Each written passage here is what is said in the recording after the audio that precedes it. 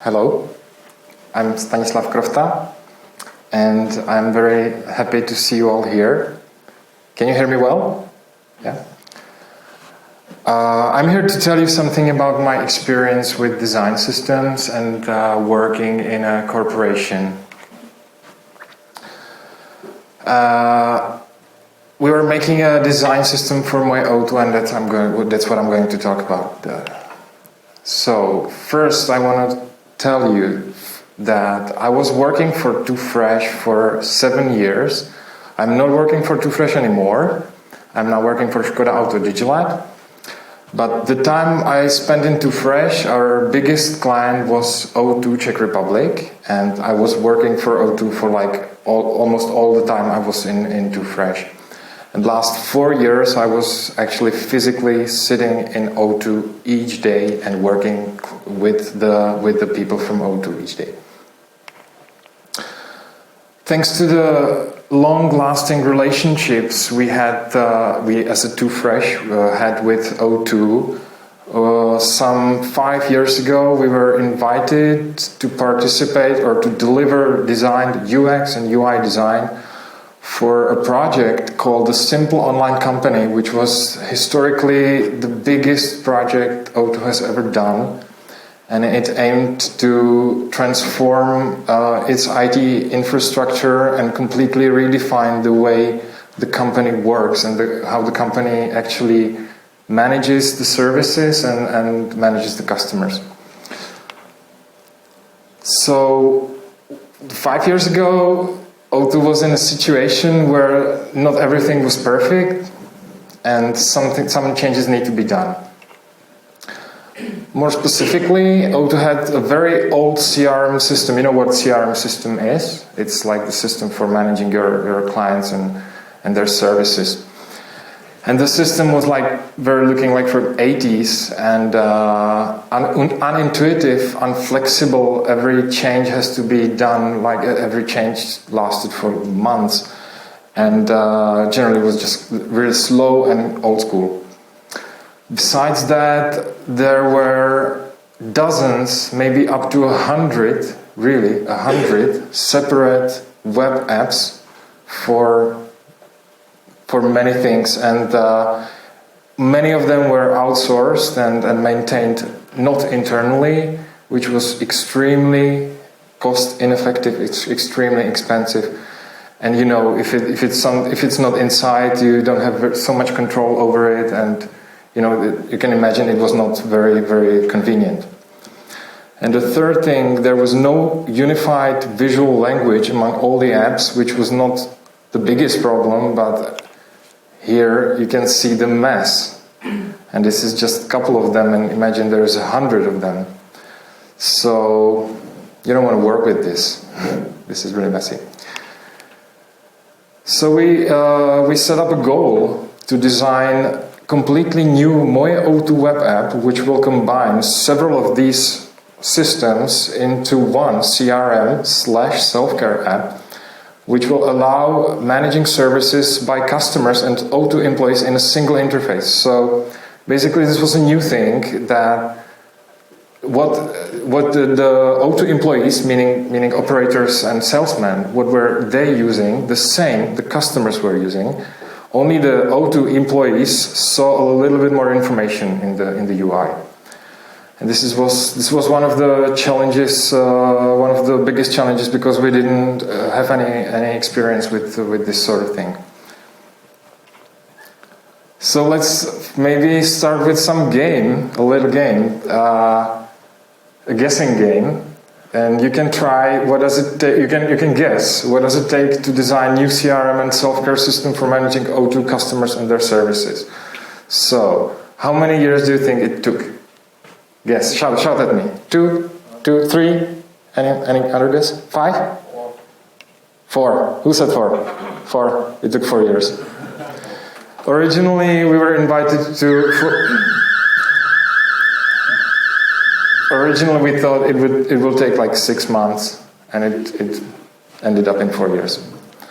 How many people do you think was involved in the project? Shout at me. Try. 100? Any other guess? 50? 20? 200. 200 people. Imagine managing that. How many UX designers? 16 and a half. Less. 2 to 3, depending on in which phase we were. How many UI designers? I will speed it up a little bit. So 2. Yeah, great. How many front-end developers? 50. Okay, now 2 to 5. Actually, that should be 2 to 6 or 2 to 7. I can't remember really exactly, but the 2 was the minimum, and 5 or 6 or maybe even 7 was maximum at one point. Together, we designed 8 web apps. It consists. Sorry. I don't know. Together, we designed 8 web apps. The 8 web apps consisted of about 350 unique screens, unique app screens. How many elements like fields, buttons, or text were on those 350 app screens? How many do you think? 12,000. Did you say 12,000? 12,000. Okay, 12,000 totally. We had a Excel sheet with list of all these elements because we had to describe the functionality of each element, and we couldn't use Google Docs because we couldn't cope with it. 12 different elements. No, they were not like 12,000 of every text on every screen, every button, every label was one element. Understand? Yeah. Okay. And how many components of our design system there was? How many do you think? Try some. Shout at me. No. I mean, no. Less. 15. So all of the 12,000 elements were constructed only from 50 unique components. And one of the key aspects of successful design system I found out to be relationships. They're really important for first forming the system and second maintaining the system, and you will see why. So the initial goal when we started with the UI design, I won't talk about the UX phase because probably most of you are interested in the UI phase and the development. So I will leave the UX design phase behind, and I will only talk about the UI process and the front-end development process. So we had about 350 wireframes. The wireframes looked like this. And all of them were unique. Some of them were kind of similar, but in fact, all of them were unique. They were really high fidelity, so there was all the functionality that should be. It was in the wireframes, and you can see they are mobile first, so they don't cover layouts or not even some graphics, but you can see that. Because we didn't want to spend so much time figuring out what layout there should be, so we just created it mobile first, linear. And the columns you see, it's the variants. So this was one page, the dashboard, and you can see the elements, and each column is a one version. So the first column is how the dashboard how the residential customers see the dashboard. The second one, how small companies see the dashboard. The dashboard of Moje O2. Sorry. And third one is how business or corporation customers can see their dashboard. So the planned process, can you guess what? Waterfall. It was a waterfall. So nothing new. We hate it all, but it has to be like that because it was already planned. So we were supposed to start designing, and after we finished designing, we were supposed to hand it over to the front-end development, and the front-end development should hand it over to back-end development, and you know that. And it took us about 6 months to design 15 to 20 of those 350 unique screens. We designed first the most important ones, of course.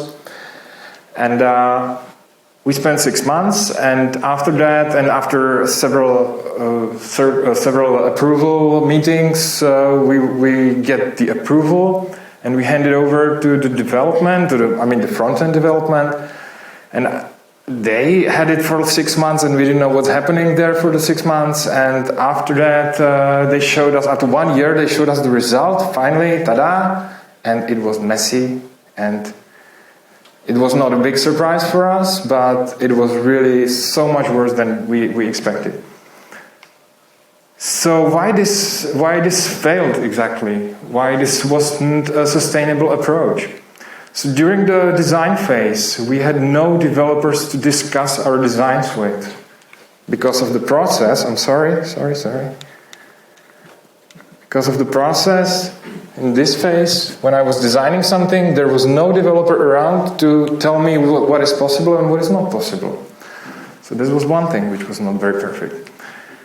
The other one, we couldn't see and test the designs in the real environment. We were still creating JPEGs, and JPEGs are on websites. They suck, really. And the third thing, after the 6 months, we designed 20 of the screens. And we had like 330 left. So how do we do that in the time when 20 of the screens took 6 months?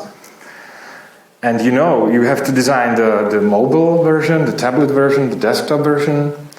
And it would be extremely time consuming. And you can imagine having two revisions of each screen, so that it's like 350 times 3 times 3. How many is that? Like 10,000 JPEGs? Ooh, you don't want that. And another thing, this is a graph I already showed in my previous presentation. So for some of you, it's not a new thing, but this is how I see the actual amount of cooperation.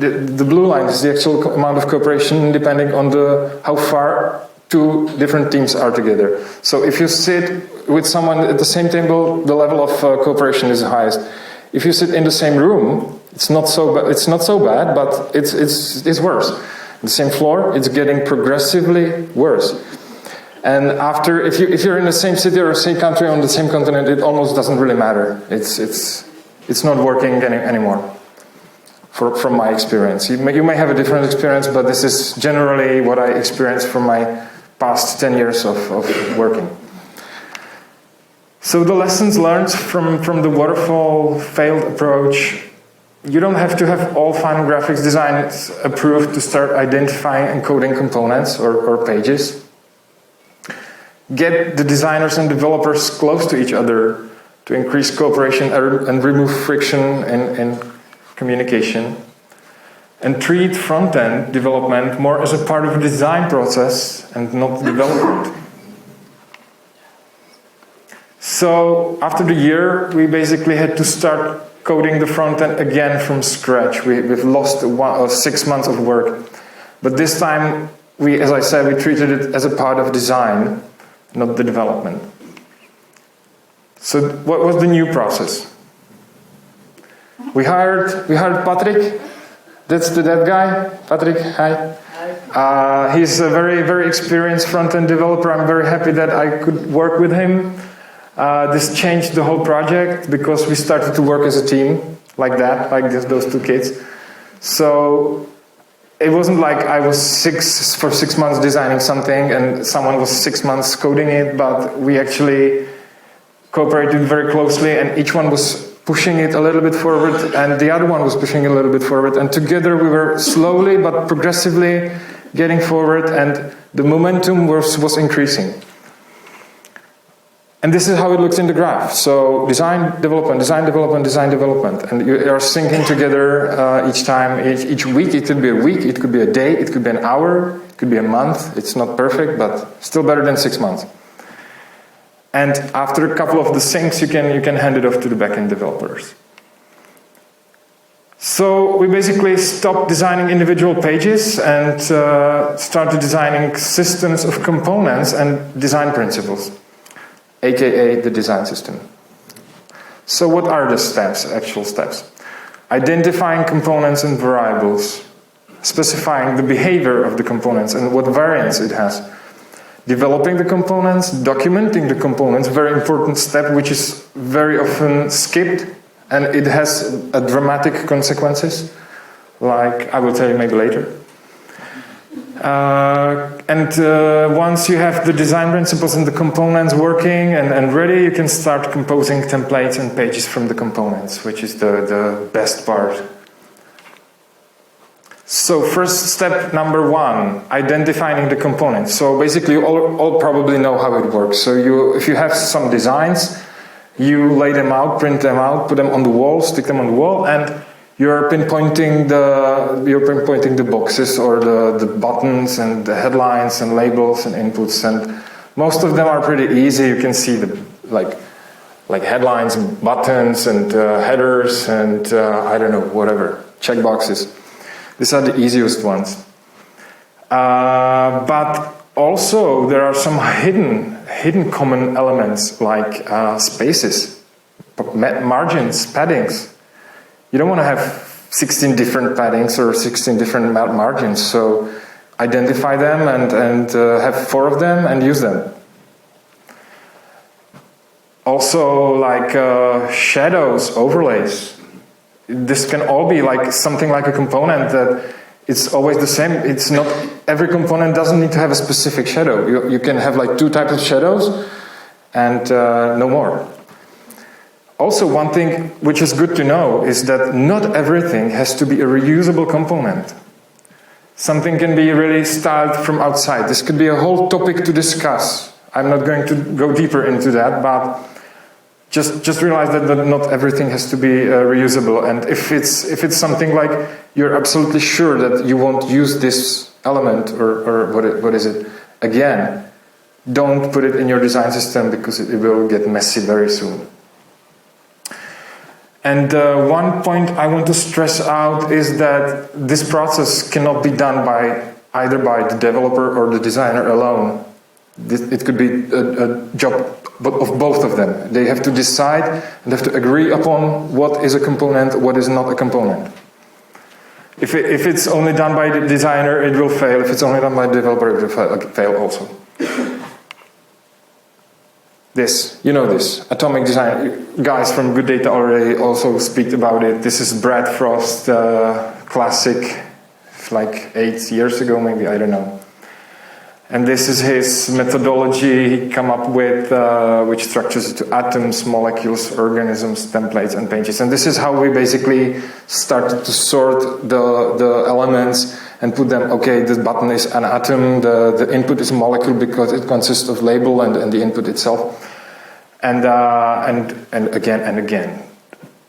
But from practical use, we later found out that if a general like developer uses the system, a developer who is not sitting with us, he's sitting in a different department, in a different building, and he has this documentation which is structured into atoms, molecules, and organisms.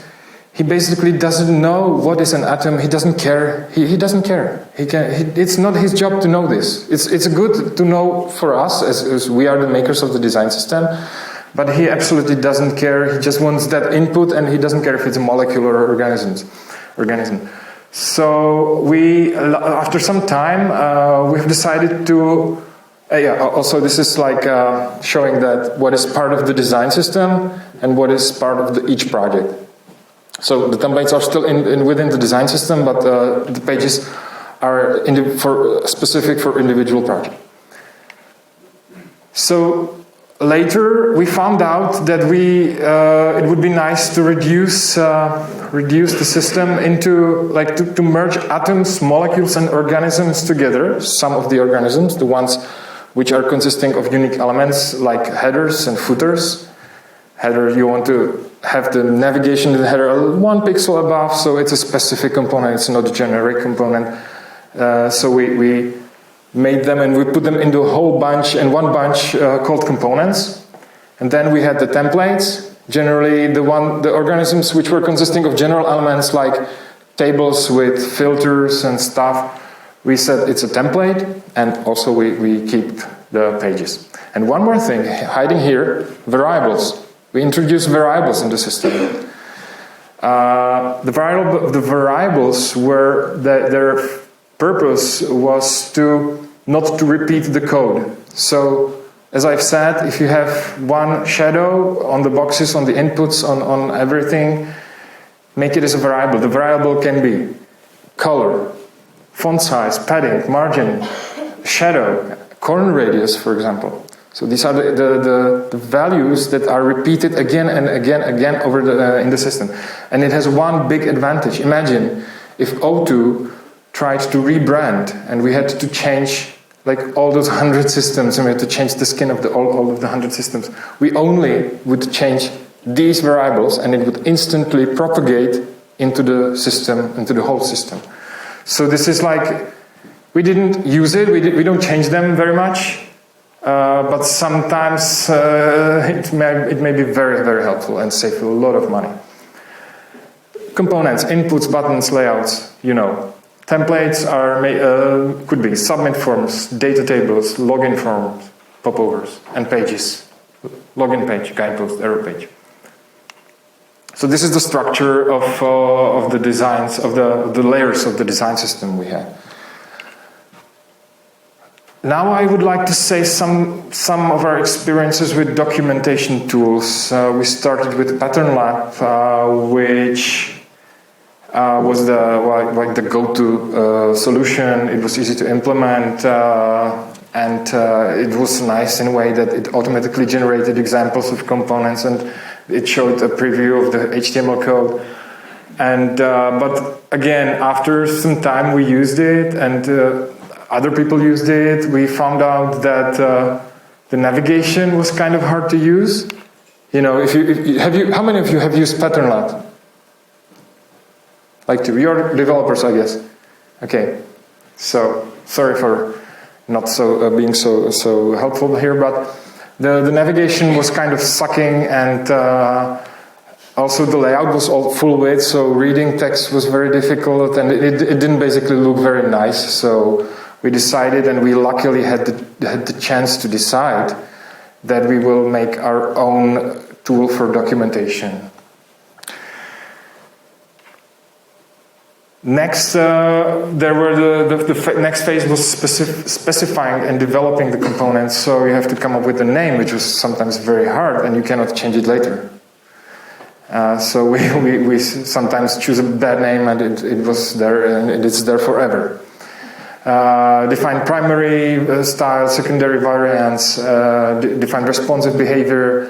Don't forget, of course, what is often forgotten, the edge cases, like too many text in a button, too little text in a button, error cases and such. And frequently discuss this with developers.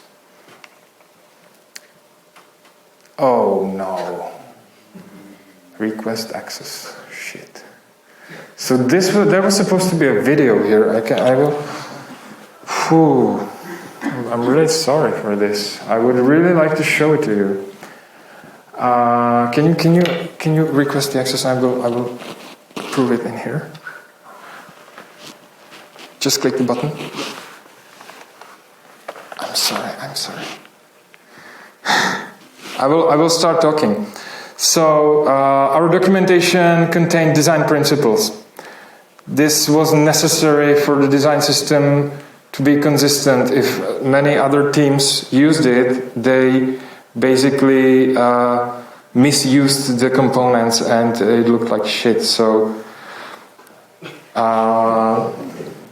we had documented how to work with colors, what kind of typography you can have, how layout variants can you have, how does responsive behavior works, what navigation elements you can use, how can you display data like tables and charts, data tables, filters, and also how you input data like forms, what does forms look like, input fields look like.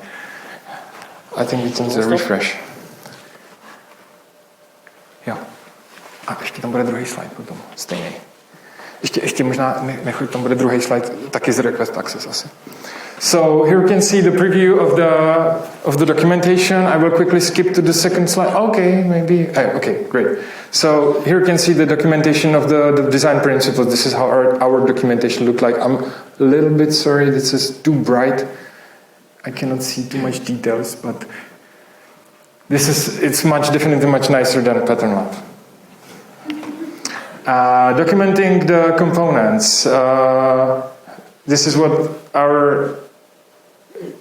no, never mind. So if you have previews of components, it's much easier to orient in the documentations.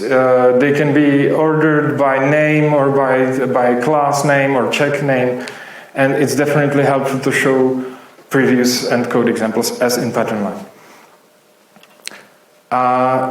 One thing to point out, the truth is in the HTML and CSS, not sketch files, no PDFs, no PNGs.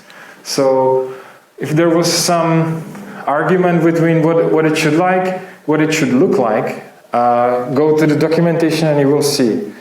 We had a sketch file with like sketch library with the components, but maintaining that, if something changed in the design system, you have to change it in the sketch file, and people don't do that. So the most important thing is in the HTML, in the documentation.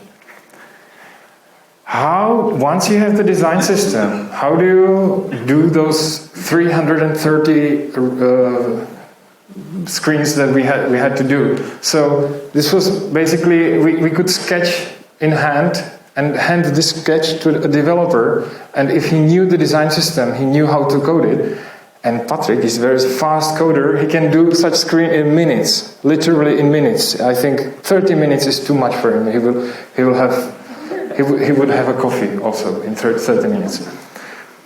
So coding the designs is really fucking fast, and what to say? It looks still. It's responsive by default. You can grab the browser and you can do it like that and see how the mobile looks, and very, very, very good. So pros and cons of composing pages directly in the browser without having pixel perfect or high fidelity designs. You have a realistic output that can be tested in the browser. It's instantly responsive. It's ready for backend development or backend implementation. In some cases, it's even faster than drawing the mockups. However, there are some cons that you are limited in creativity. You can only do what the design system allows you. You have to spend a lot of time in the beginning to create the components, describe them, document them, and such.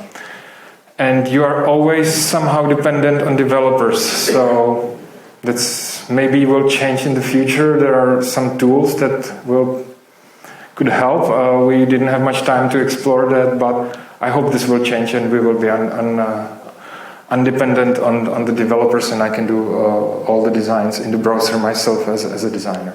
Of course, it will require some sort of basic knowledge of HTML and CSS. This is how this is examples of how it looked. You can see it's all blue, and many buttons and boxes and tables. And one of the last points is how to sell a design system in a company, because we basically didn't have to sell it. It was created as a side product, because it's actually very hard to come to the company and say, okay, hey, give us 1 billion crowns and we will do a design system for you. And he will ask, okay, now what will I have from that? Nothing. You will have a design system, but still the work will need to be done. So selling a design system as a project is almost impossible. And the way we did it, it was a way how to manage design the 350 screens. It was the only suitable way to create a design system. And a couple of tips. Don't push the design system by force to the teams, because they will reject it by the same force. And rather focus on the actual benefits of using a design system, like it is actually fast and it's consistent and stuff. Actively and continuously promote your design system, which means that you have to, in order to be successful, You need to talk about it a lot. You need to present it to many people. Speak about it. Publish an article on your intranet. Consider your documentation being publicly accessible. So, you know, many of the companies have external forces, external developers, contractors. We had many issues that the contractors could not access our documentation because it was hidden behind a VPN. So make it public and your life will be easier. And prepare a strategy for long-term maintaining your design system, because we didn't have that. And once the project successfully launched in September this last year, we actually didn't know what will be next, because it was already, the design system was already used in several departments successfully, but the support for the system had ended up with the project. So we were in a situation where we didn't know what to do next, and I'm already out of Too Fresh and O2, so I don't know, maybe Patrick will tell you, but have a strategy. Have a strategy. Thank you. That's it.